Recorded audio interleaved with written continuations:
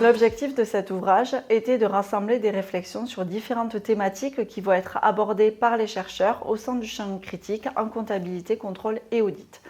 En quelques mots, la recherche critique en CCA va se distinguer du champ mainstream, qui est non critique et dominant dans le champ scientifique, car cette recherche critique va venir questionner et discuter ce que la pratique comptable et la recherche positiviste en comptabilité tiennent pour acquis, particulièrement, et pour le prendre comme exemple, le principe de neutralité. Cette recherche critique va venir aussi révéler les fondements idéologiques de la comptabilité et les intérêts que cette comptabilité promeut, particulièrement les intérêts capitalistes. Ainsi, dans cet ouvrage, on va retrouver des recherches qui dénoncent le rôle joué par le système comptable dans la fabrique de la domination. On va trouver particulièrement des réflexions sur la question de la financiarisation des organisations, sur la question de l'évaluation des performances au travail, dans certains métiers où cette évaluation peut poser problème, ou encore des questionnements autour de la quantification, notamment dans les organisations publiques, cette quantification pouvant entrer en conflit avec les valeurs défendues par le service public. On va également trouver dans cet ouvrage des recherches qui postulent qu'en transformant la comptabilité, elle peut devenir compatible avec des logiques d'émancipation.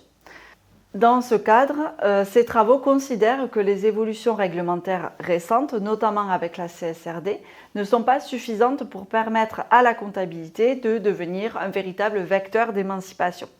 Ces évolutions réglementaires permettent certes de prendre en compte de nouveaux enjeux sociétaux, mais pas suffisamment pour remettre en cause les logiques de domination qui sont inhérentes au langage comptable. Parmi ces logiques de domination, on peut noter la naturalisation de la domination du capital financier sur le travail par le langage comptable lorsqu'il considère les salariés comme des charges. On peut également noter la naturalisation de la domination du capital financier sur les écosystèmes par ce même langage comptable dans la mesure où celui-ci considère uniquement la nature comme une ressource à exploiter.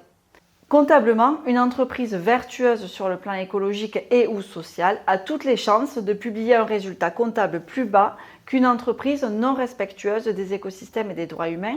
Ainsi, un certain nombre de travaux pensent qu'il est nécessaire de penser des formes alternatives de comptabilité qui soient compatibles avec des logiques d'émancipation. C'est le cas des travaux sur la comptabilité dialogique qui vise à promouvoir une forme de comptabilité multivoix et à l'écoute de la diversité à la fois des valeurs et des intérêts des différentes parties prenantes à l'œuvre dans une organisation. Enfin, ce qui est particulièrement documenté dans cet ouvrage, c'est le rôle de l'enseignement de la comptabilité.